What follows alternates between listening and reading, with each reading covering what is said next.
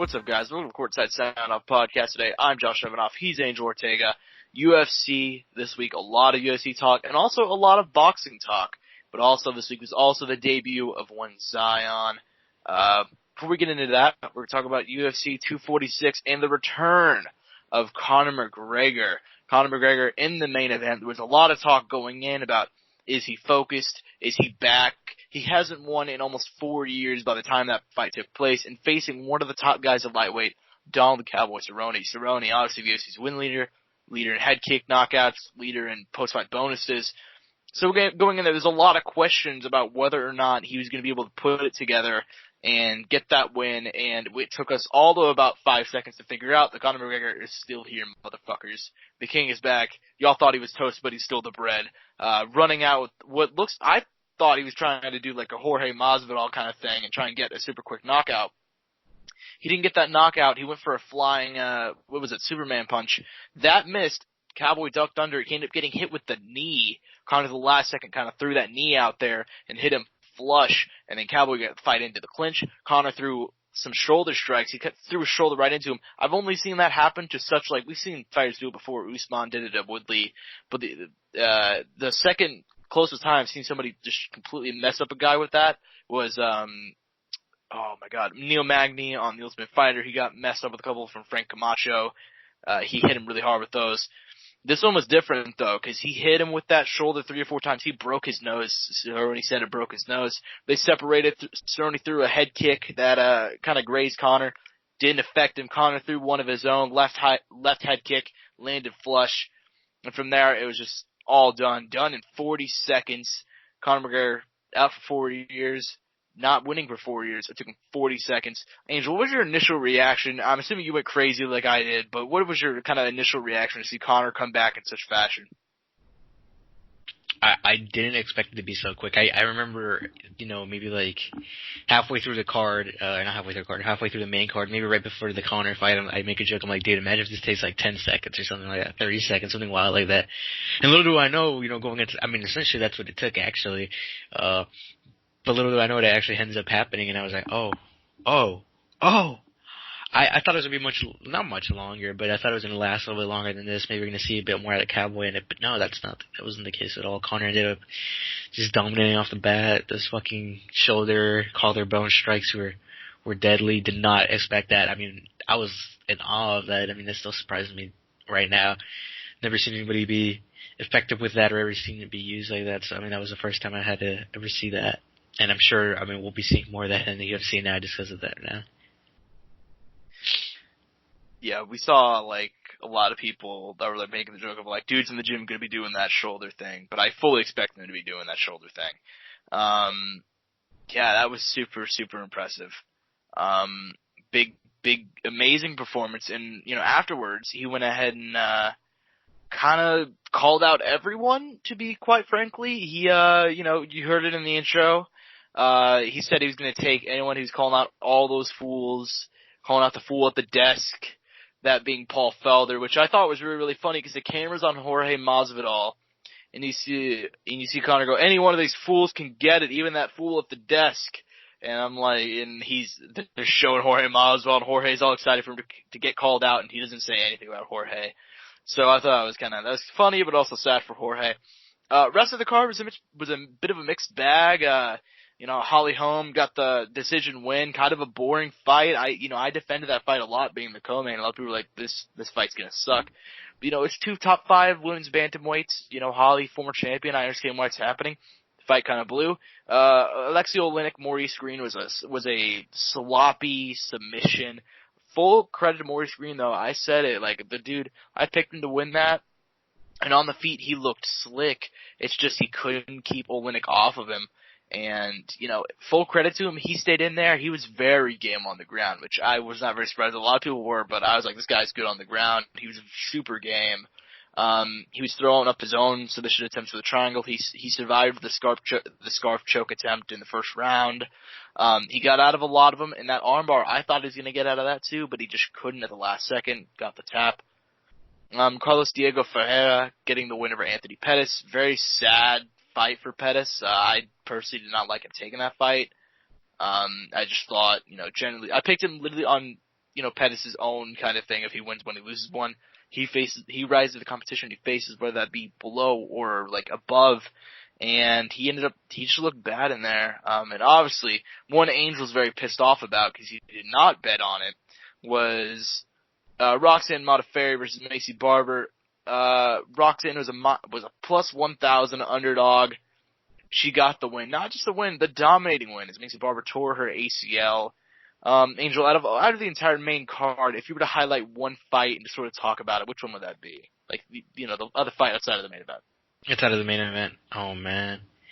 Dude, what is it called? The Oleinik and Warren Screen fight. The way the submission happened, I thought, like, I just don't know, right? Like, the way it was positioned, right? I was like, wait, is Maurice pulling some shit? And it was not the case at all. Oleinik had it. Because I was so confused the way they were positioned. I'm like, I was confused the entire time what was going on. I mean, it just goes to show that I know nothing about grappling.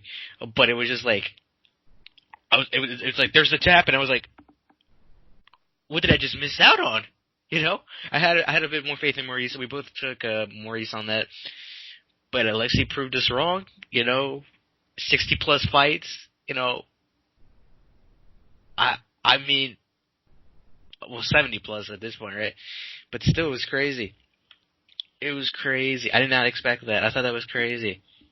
Because I thought Maurice didn't do better, but apparently not. It didn't look bad in the first couple of minutes, but it went to the ground, and then I didn't know what was really going on, and then an arm was here and an arm was there, and then bam!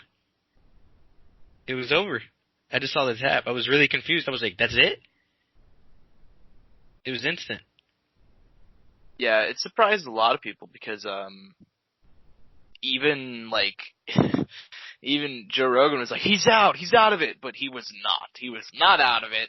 Alexei still had the arm. I picked Green as an upset pick. That's just because I'm super high on the guy. There's no shame in losing to Alexei Oleinik though.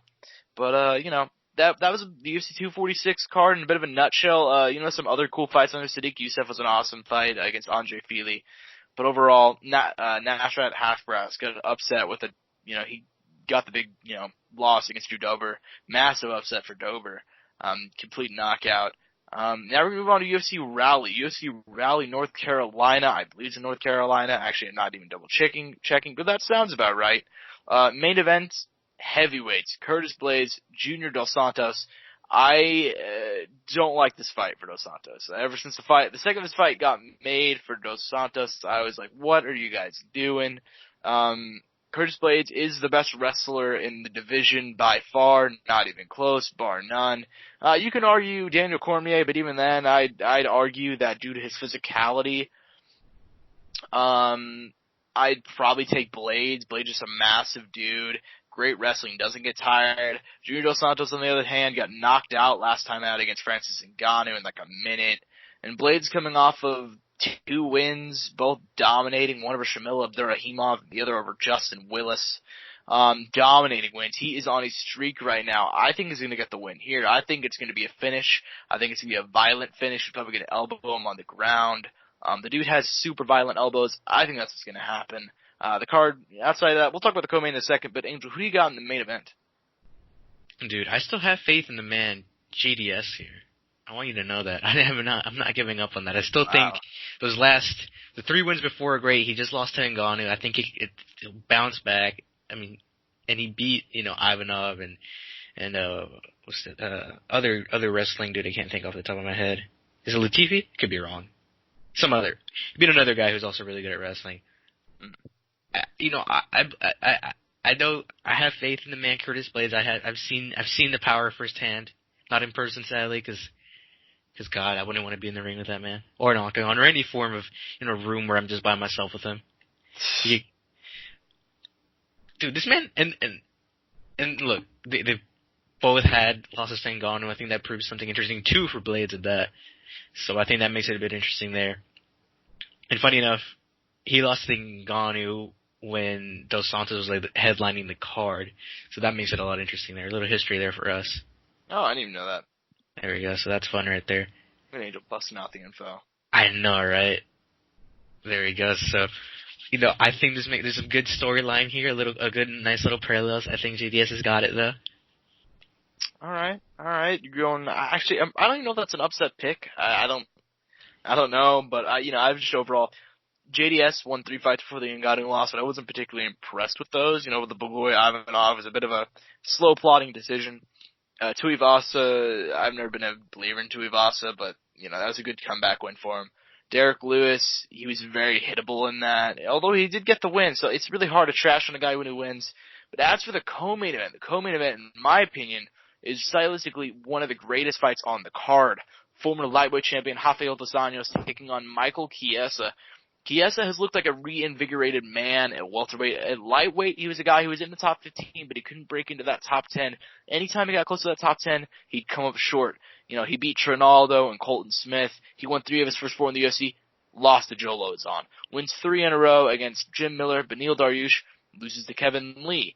And then he gets that shot against Anthony Pettis, and he gets dominated by Pettis and finished in both those fights. Moves up to welterweight, facing, in all fairness, much older opposition, and Diego Sanchez and Carlos Condit. Condit lost 4 in a row going into that. Sanchez also looks like a reinvigorated man going into that fight at welterweight. I think he won 2 or 3 in a row.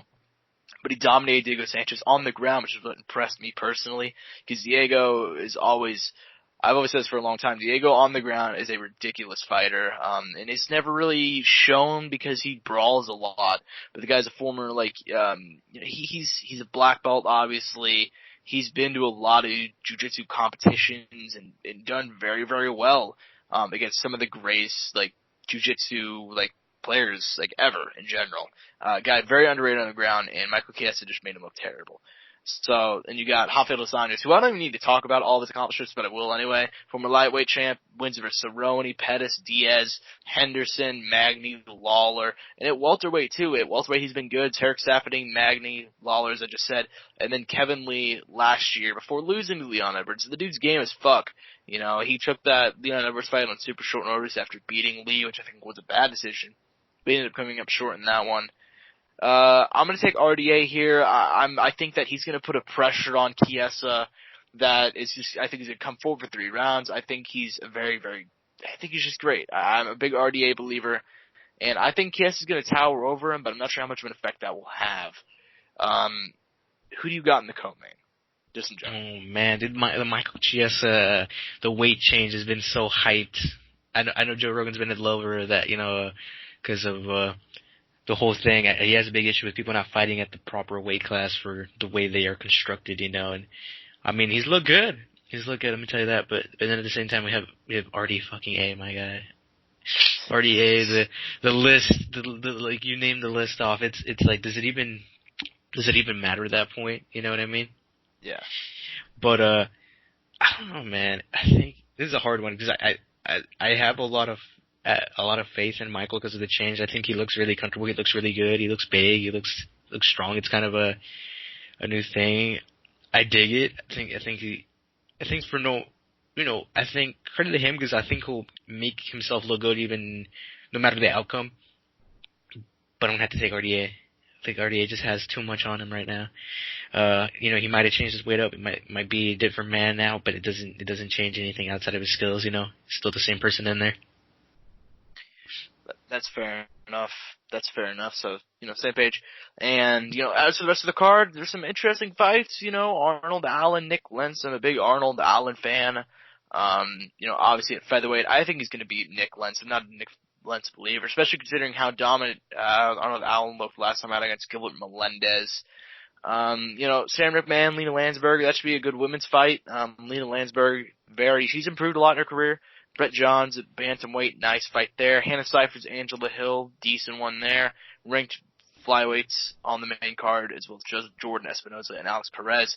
That's all for the UFC this week, though. There is a little bit more MMA, and personally, I'm more excited for this card than I am the UFC Raleigh card, and that is Bellator 238.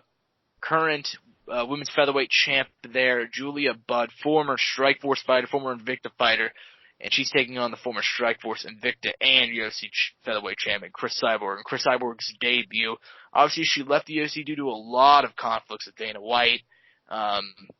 They did not get along. I'm surprised that relationship with the two went on as long as it did. But, regardless, She's here in Bellator now, and she's main eventing the card in the Forum in Inglewood, California. Also on the card is Darion Caldwell and Adam Borix in the Featherweight World Grand Prix. I think the fight's going to be awesome. Sergio Pettis is making his debut.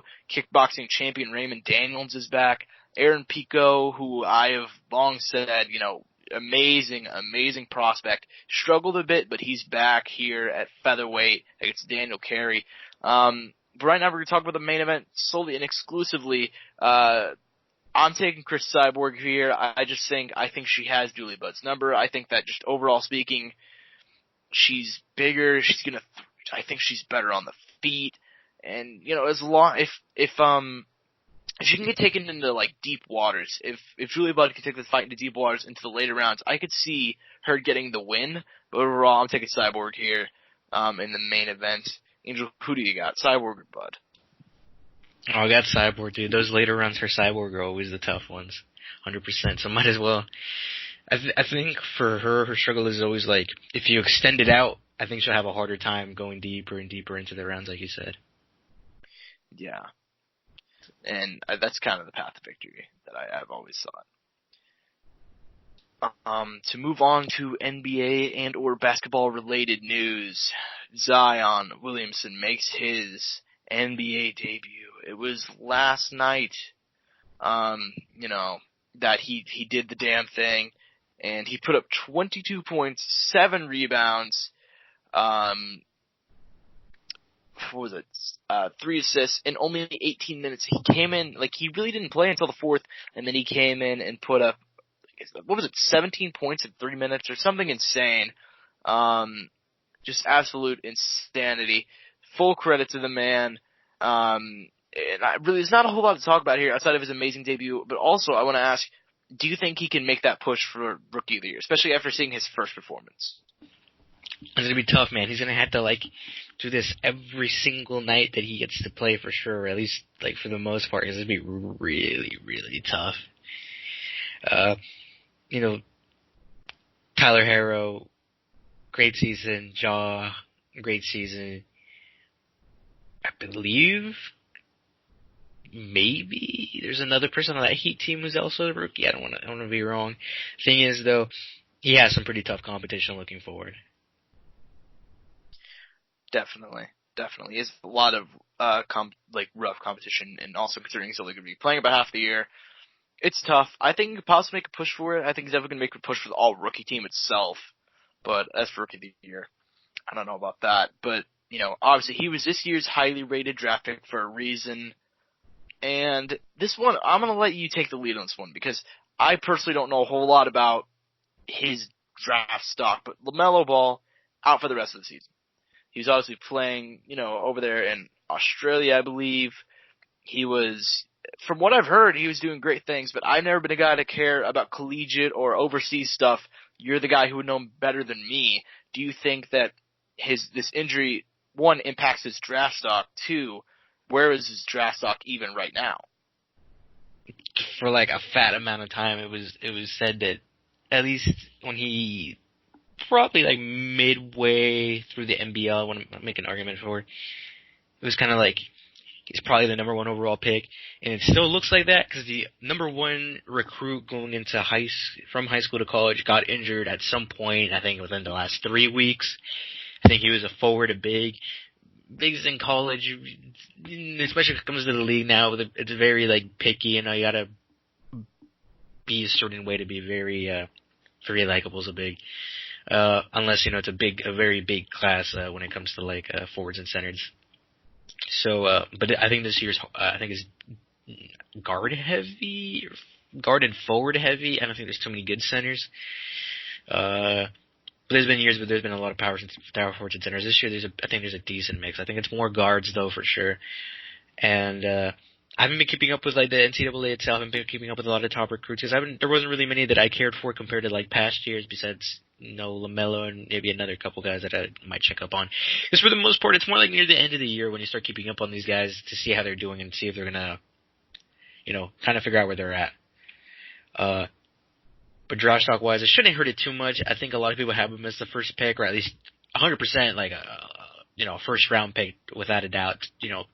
top 5, I think, if anything, worst case scenario. He looked really good. I mean, he's out. Which isn't a good look either for him because, hopefully he'll be back by draft day, or, so he can be healthy and maybe play in summer league, or be healthy by summer league, or be healthy by league time. Because I think, he played overseas twice now, and he's proven that he's grown as a player, and it seems like a person too. So hopefully that gives him a good little bit of credit going into the draft. Because he definitely, I think, will be one of those guys that as soon as the league starts, they'll put him in and put him to work and see how he does. Fair enough. If you were to look at the NBA right now, where do you think is a team that he could possibly fit in? We gotta think about it it's weird. He's a really tall guy. He's a really tall point guard. Probably should be shooting guard realistically. Maybe even could play the small forward if needed at times. Teams near the bottom, any team right now near the bottom could use him. I don't think his best fit is the Hawks at all. The Hawks kind of got their thing going there. I don't think LaMelo going in there and mixing it up would be great for them. Honestly, the Knicks and the Cavs could use all the support they in the world. Same with the Wizards and the Hornets. Obviously, the Warriors will take anything they can right now. Anything. The Kings, they already have Buddy Hield and Darren Fox there, so is that really a good thing? Maybe more for trade. Honestly, I could see the Kings maybe trying to, snatch him up and trade him. Same with the Timberwolves. And obviously, if he lands at the Pelicans somehow, I think the Pelicans will probably keep him. Just have that brotherly connection with Alonzo and him at the shooting guard, because the only person they have there is JJ Redick right now at that position. Sometimes Drew Holiday if they're trying to mix stuff up, but. As for that, that's the only place I really see him fitting him, unless the team just wants to use him for trade bait and kind of get a good thing out of it, like a player out of it. Could you imagine if he goes to the Pelicans and just with Zion and with Ball there, literally Jackson Hayes, the whole they restarted their organization. Nothing else matters. It doesn't matter if they lose for the next 2-3 years. Eventually they'll be good. Also, ESPN would literally only be them for 24 hours straight. It would only be the Pelicans and probably the Lakers. I don't think many people will, at least, it'd be an entertaining team to watch. I think no matter what this is the thing, it'll be an entertaining team. Yeah, I definitely think they'd be entertaining for sure. Regardless, right now, the Pelicans are an entertaining team. But if I were a Pelicans fan, last night I would have been kind of pissed off. Because they took out Zion in those final couple minutes where the game was on the line. 5 minutes, 6 minutes if you went around it. Yeah, and they're in the playoff hunt, which is weird to think about because they have a big losing record, but that 8th seed completely up for grabs. So it's tough. Anything can happen though. Anything can happen. Anything can happen in this world of basketball that we're in. Do you want to move on to some boxing talk, or is there anything else we got? I don't think. Oh wait, I saw that. I was on Twitter while we were doing the podcast, and I saw that the Mavericks are in talk with Joakim Noah. Really? Yeah, their center Dwight Powell got hurt. Hell yeah! So, or I think he plays power forward. I don't know. Thing is, they talked to him, or they're in talks with him. For potential another return to the NBA again for whatever time it is now. I think second, technically. So we might get more Joakim this year again near the end of the year like we did last year. He was super close to going to the Lakers, so. We could have had him for a whole year, but they got Dwight instead, which I guess worked out for them, and that's another name, so it ended up working out. It worked out pretty damn good for them. That man's going to be in the All-Star competition this year. Not an All-Star game, but the dunk competition. I saw it just got made official yesterday. Probably will be. Yeah. So, good for them. He definitely turned that around. So they definitely got out good. But Joakim Noah getting another chance is pretty cool to see. We love to see it around here. Yeah, you can't deny that he doesn't deserve it. So, now to move on to the world of boxing. Now, we've got previews for this week and sort of next week, because next week obviously is Super Bowl Sunday, and it's going to be the big game. The Chiefs and the 49ers. Chiefs made it, but we're not going to be talking about that. We're going to be talking about that Thursday's boxing card. That Thursday boxing card being the one with Jake Paul, Gib, Andrade, Keeler, Farmer Diaz. We're going to talk about that at the end, because that is going to be, that's really a next week thing, but based on the time we're probably going to record, we won't be able to get around to it. So we'll give you guys our official preview and predictions for all that. So, but this week we have Danny Garcia making his return on Showtime, taking on Ivan Red. You know what, Angel, help me out here. How do you pronounce this man's name? I want to say Ivan Redcock, but I'm not sure. Reddick. I don't know. Reddick. Yeah. Oh, let's go with Reddick. So, Danny Garcia obviously making his return to the ring. Former, champion, couple weight classes. Very well-known guy. Last time out, beat Adrian Grandos in April of last year. Before that, lost to Sean Porter. He's faced a lot of those top guys, and he's beaten a lot of those top guys. However, he has lost 2 of his last 4. Now, it's not to any just slash competition. Keith Thurman and Sean Porter are obviously top of the line, and he has wins over Eric Morales, Amir Khan, Zab Judah, Mont Peterson, Paulie Malignaggi, Guerrero, Rios.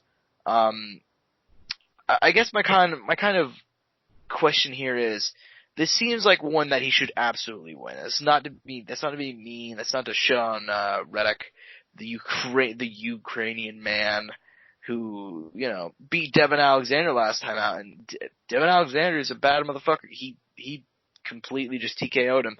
So he's a bad man. But what are your expectations for Danny Garcia in this fight? I expect him to, obviously win. He's only lost to the top of the top, and it shouldn't be any different here.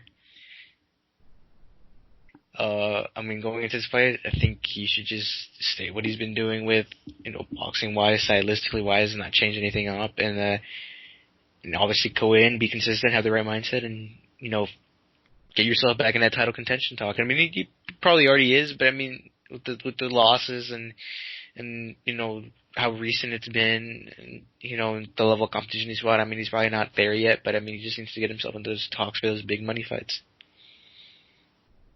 He needs to get himself in that talk for that big money fight. Do you think it's a finish here? I'll say no. I think we'll have a tough man here in front of us. Maybe I'll say, if it is, it's very late. I'll say late, just because. Hey man, those Ukrainians are tough, man. All those guys on the outside of the globe, all the Russians, those guys don't go down like that. They don't. Also, he's a bad man. I would not be surprised to see him win. I watched that Devin Alexander fight, and Devin Alexander he was looking good before that. Obviously he's past his prime, but he looked to be on a bit of a comeback trail before that. And he got completely messed up by our boy Ivan over here. So it's going to be a tough one, no matter what. But I do expect him to get the win. But also on the card, I don't know if it's the co-main event, so I'm not going to say it's the co-main event, but Jarrett Hurd is back against Francisco Santana. Obviously, last time out, got upset by Julian Williams, who we did not talk about, but, obviously he got that big upset. It was an awesome fight that, probably could have gone either way. Julian Williams became the champ. Instead, obviously we thought a rematch was going to happen between those two. It didn't end up happening. They got different opponents, and Julian Williams ended up facing Jason Rosario last week and got TKO'd. He got finished. Massive upset. One of the biggest upsets of the year already. Probably going to be one of those that's going to last probably till the end of the year. Very much an unknown guy. Came in, upset him in Philadelphia, and he's now the champ at welterweight, super welterweight. But as for Jarrett Hurd, this seems like a bit of a layup for him. He's taking a guy that's 25-7. He's lost 3 of his last 6. I fully expect to finish, but I just want to make sure with you, do you think that he should also be an upset, watch like our boy J-Rock was, or do you think Jarrett Hurd is just going to walk in here and annihilate this man? I think he's probably going to walk in and at least with Rosario, I looked at him and I'm like, what if he wins? I jokingly said that when I looked at it. And once again, I need to quit joking about this stuff because it's actually happening. And Rosario won. He was a younger guy. 24 years old, from the Dominican Republic.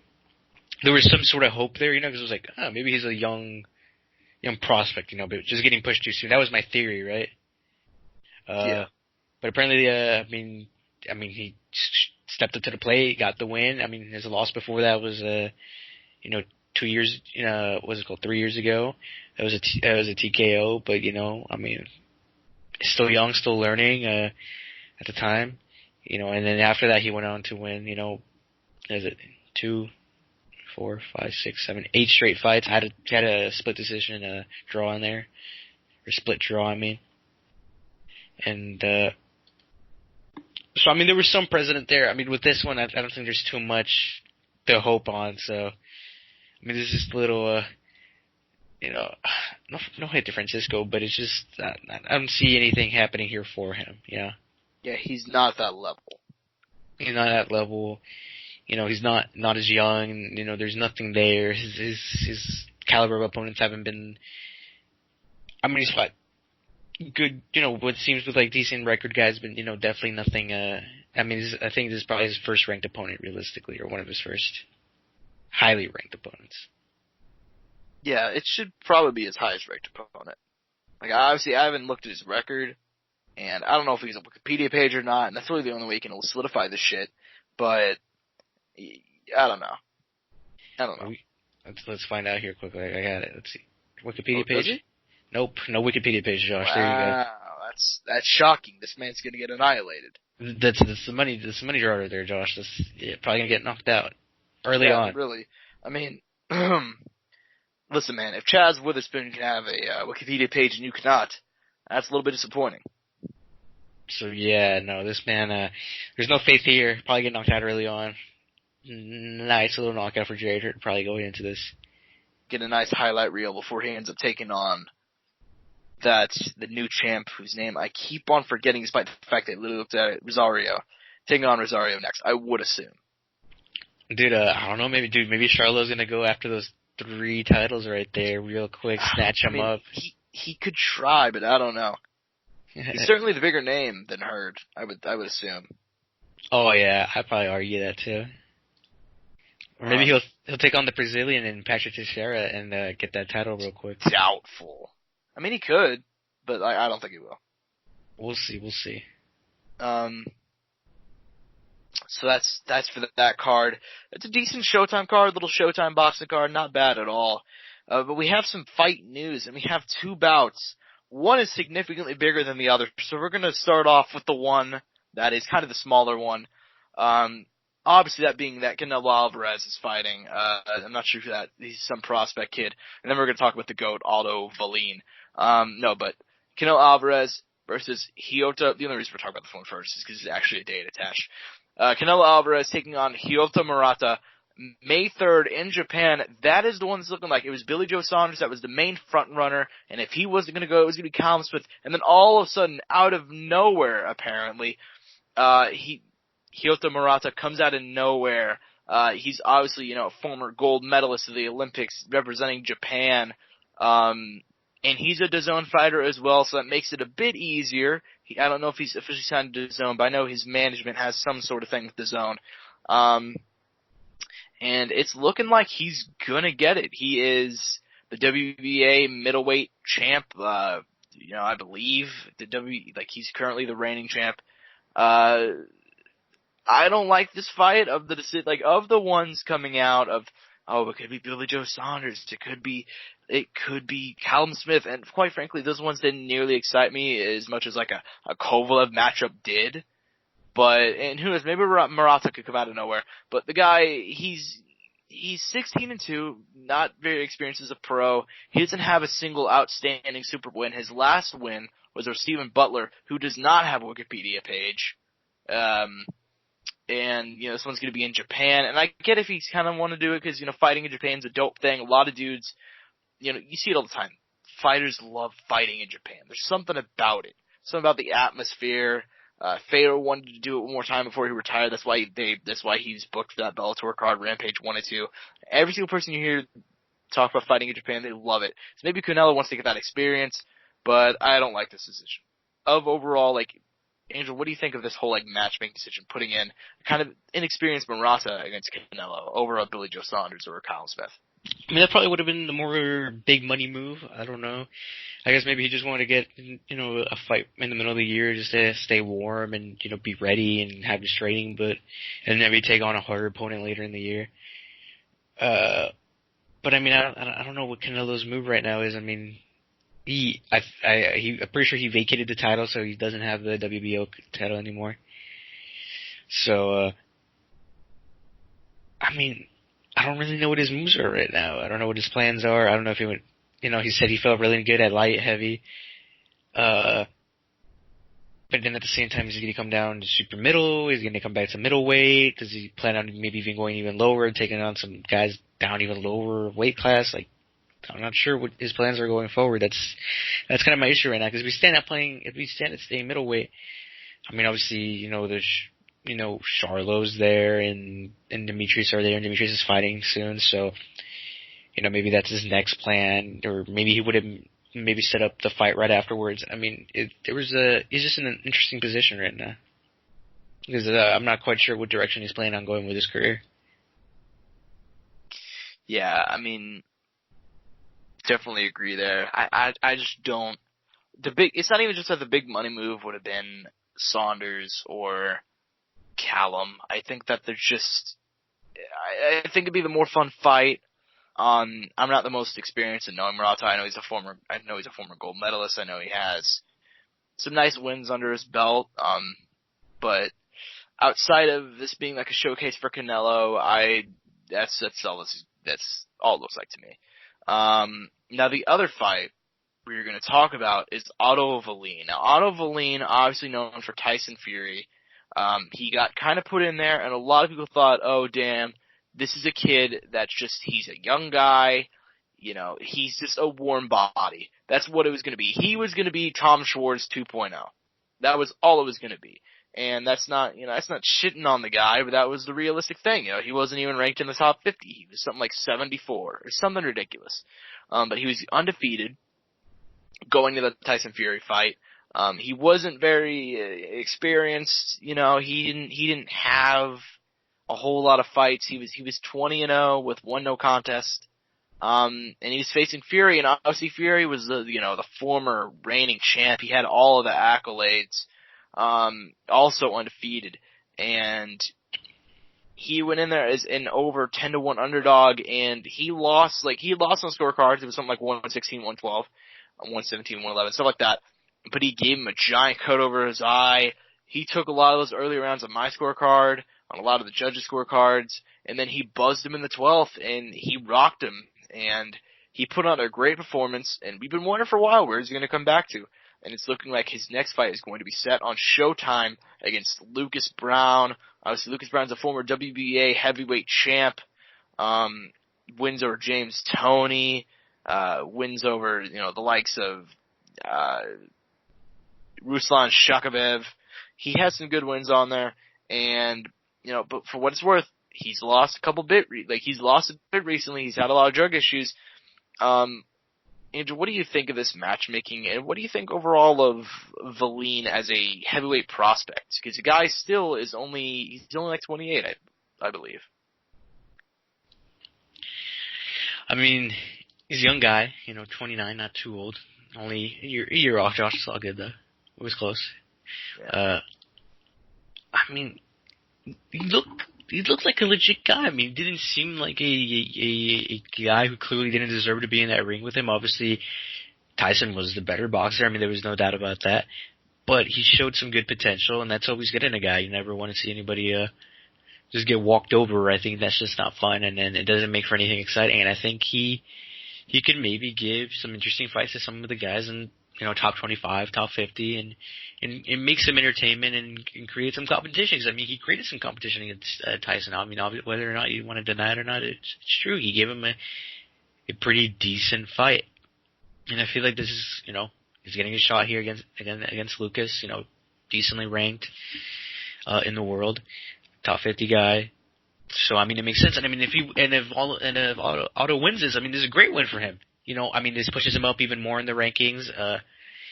especially since he wasn't finished by Tyson, and that was another big thing. He took the fight to decision, and I mean, going forward, I mean, hopefully he does good against him, and it'd be a great way to start his year. I mean, he's fighting an older guy, maybe, probably want to say, more seasoned, more with it. So I mean, this is a good push for him. I think this is not too far, but just far back enough where he'll be in the right, realm. Yeah, fair enough. I guess actually now that I'm kind of looking at our stuff here, there's only one thing to get to, and that is the fights, the card next week, next Thursday. We're currently recording on a Thursday, and that is obviously DAZN Fight Night in Miami, Florida. Obviously, the main event is Demetrius Andrade and Luke Keeler. That one's gonna be a fun one. WBO, WBF, IBF. I don't give a fuck. WTF, World Middleweight Title of the World. And also, Devin Farmer taking on Joseph Diaz for the IBF World Super Featherweight title. Now, obviously, the people's main event is Jake Paul versus AnEsonGib. But we're gonna go in the other way. We're gonna go in the title fights first, okay? Devin Farmer, Joseph Diaz. These are both guys very, very good. 30-4 for Farmer, 30-1 for Joseph Diaz. This fight is awesome. I'm a giant fan of this fight. I think the fact that they kind of bumped these guys out of the co-main slot was controversial, but regardless, I'm really excited for it. I'm going to take Farmer here. Like, I don't have a whole lot of analysis to give because I kind of want to get on to the two fights I care more about, which are Andrade and Keeler. But, Angel, who do you got in the featherweight title between Farmer and Diaz? Let's give it to the title holder, Farmer. Yeah, that's same page there.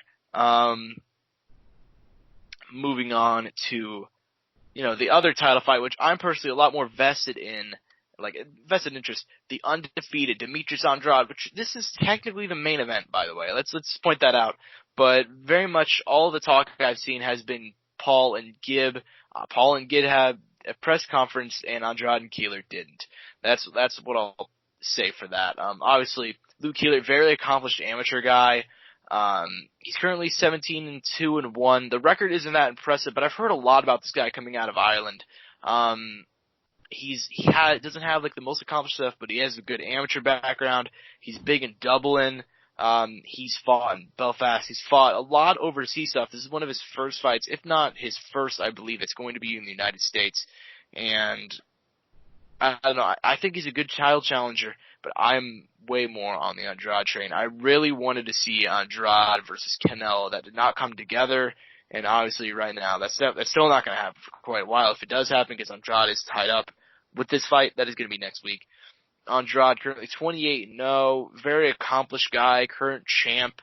I'm going to take Andrade here. I think Keeler's going to make a better account of himself than people think. I don't know the betting odds, which, obviously you can look up right now, but I'm pretty sure Keeler's going to be a massive underdog. But I think he's going to make a good account of himself. I think he's going to do better than people think he would. But I'm going to take Demetrius Andrade here. Who you got in the main event? I got Andrade as well, man. Think it's going to be a finish? Or just the points? Cut it close, late finish, probably. And then, obviously, after that, points. All right. Fair enough. Yeah, checking right now on the betting odds. Apparently, Demetrius Andrade in some places is as high as a -5,000 favorite. So that's pretty damn significant.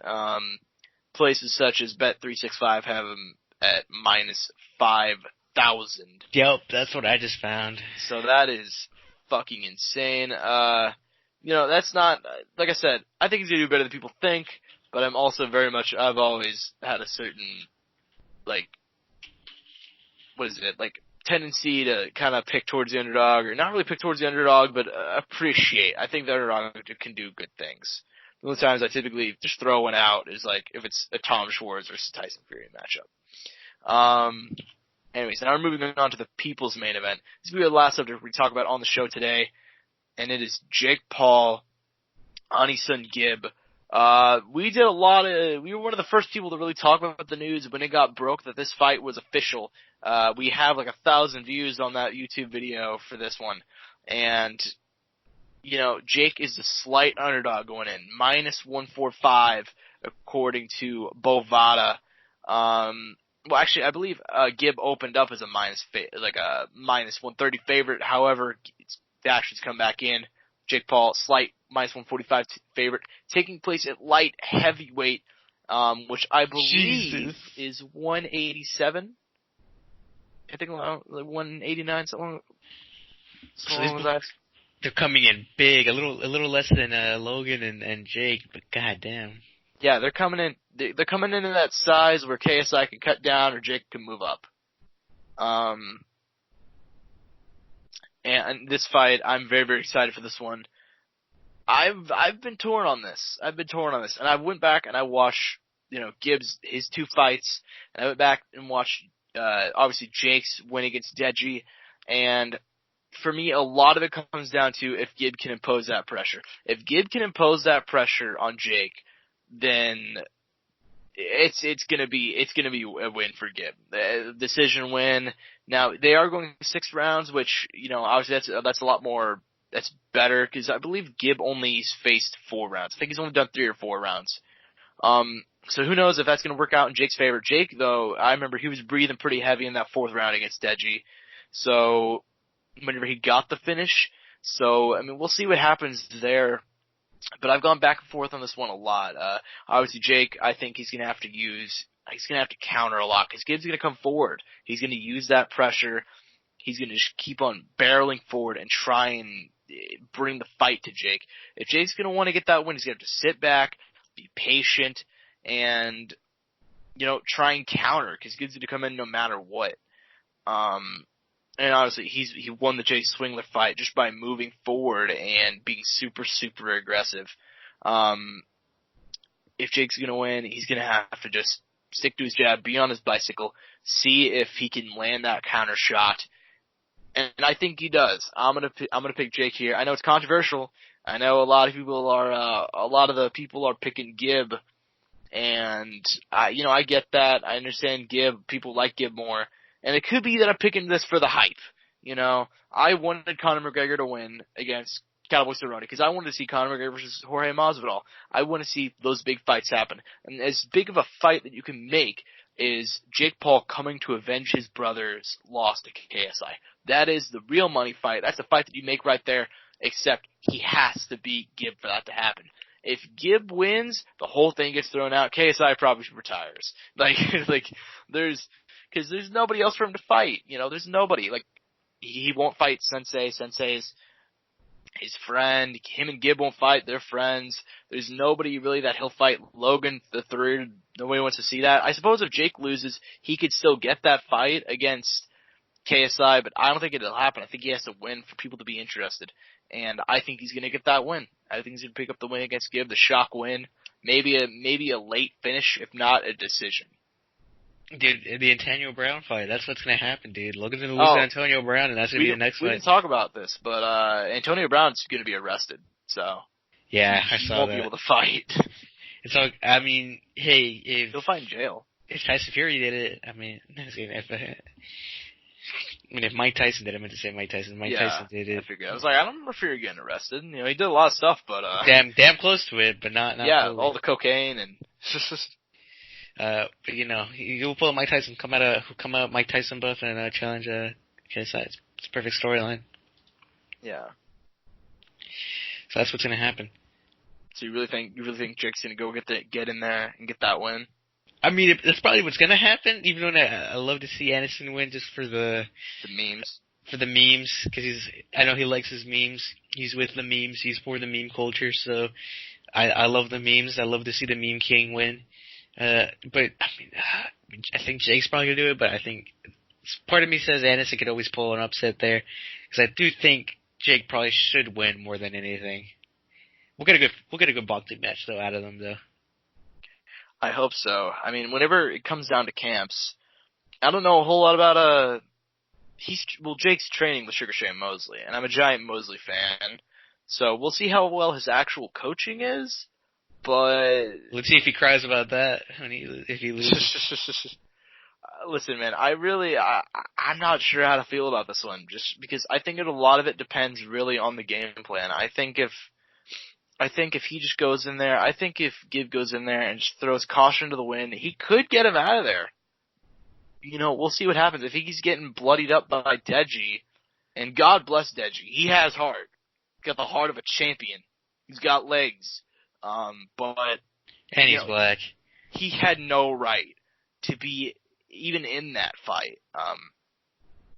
But we'll see what happens. Obviously, I'm picking Jake. I think it's gonna be a fun one no matter what. I think that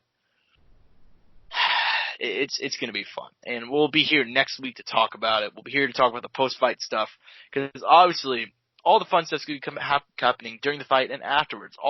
Here's the fun stuff about MMA and boxing. There's always a lead up. There's always something is always tied in directly to another thing. But yeah, we hope you guys enjoyed this episode. This one actually ended up being shorter than I thought it would be, but we kind of breezed through some subjects, so it's not a whole lot on the basketball side. But we appreciate you guys listening as always. We actually officially hit 1K listens across Spotify, iTunes, and Podbean. Now, YouTube's been fucking killing it. I don't need to talk about YouTube. YouTube, we're killing it over there. So thank you to all the people that listen on YouTube. We're around 2,500 views over there, over 2,500 listens.